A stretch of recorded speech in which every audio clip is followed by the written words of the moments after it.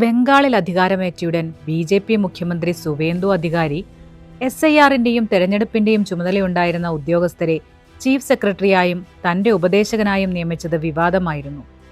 എസ്.ഐ.ആർ നടപടികളുടെയും തെരഞ്ഞെടുപ്പ് നടത്തിപ്പിന്റെയും സുതാര്യത സംബന്ധിച്ച സംശയമാണ് ബംഗാളിൽ നിന്നുയർന്നത്.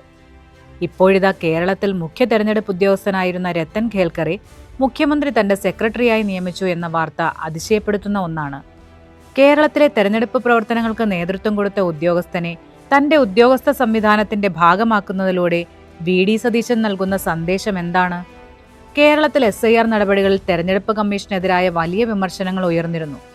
അർഹതയുള്ള നിരവധി പേരുടെ വോട്ടവകാശം ഇല്ലാതാക്കിയതായി തെരഞ്ഞെടുപ്പ് കമ്മീഷനെതിരെ ആക്ഷേപമുണ്ടായി. പരമാവധി പേർക്ക് വോട്ടവകാശം ഉറപ്പാക്കാൻ പ്രവർത്തിക്കേണ്ട കമ്മീഷൻ പരമാവധി പേർക്ക് വോട്ടവകാശം നിഷേധിക്കുന്ന നിലപാടാണ് സ്വീകരിച്ചത് എന്ന വിമർശനം പരക്കെ ഉയർന്നു.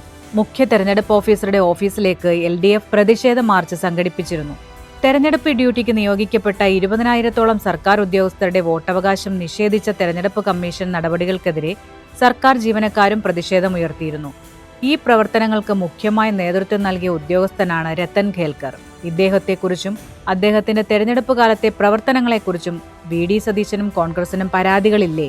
അതോ കോൺഗ്രസിന് സഹായകരമായ നിലയിലാണോ രത്തൻ ഖേൽക്കർ തെരഞ്ഞെടുപ്പ് കാലത്ത് പ്രവർത്തിച്ചത്? ഇതെല്ലാം ഉത്തരം കിട്ടേണ്ട ചോദ്യങ്ങളാണ്.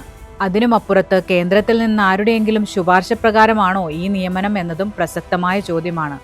ഇതിനെല്ലാം വിശദീകരണം ലഭിക്കേണ്ടതുണ്ട്. മുഖ്യമന്ത്രി സ്ഥാനം ഏറ്റെടുക്കും മുൻപ് ചാർട്ടേഡ് വിമാനത്തിൽ നടത്തിയ വിവാദ മംഗലാപുരം യാത്രയും അവിടെ നടത്തിയ ദുരൂഹമായ കൂടിക്കാഴ്ചയും സംബന്ധിച്ച വിശദീകരണം മുഖ്യമന്ത്രി ഇതുവരെ നൽകിയിട്ടില്ല എന്നത് മറ്റൊരു വസ്തുത. എന്തായാലും തെരഞ്ഞെടുപ്പ് ചുമതല വഹിച്ച ഉദ്യോഗസ്ഥന്മാരെ ഇങ്ങനെയുള്ള ചുമതലകളിലേക്ക് നിയമിക്കുന്നത് തെരഞ്ഞെടുപ്പ് പ്രവർത്തനങ്ങളുടെ സുതാര്യതയെ സംബന്ധിച്ച സംശയങ്ങൾ ഉയർത്തുന്നു. തെരഞ്ഞെടുപ്പിന് നേതൃത്വം നൽകിയ ഉദ്യോഗസ്ഥരുടെ നിഷ്പക്ഷത സംബന്ധിച്ച ഗൗരവമുള്ള ചോദ്യങ്ങളും ഉയരുന്നു.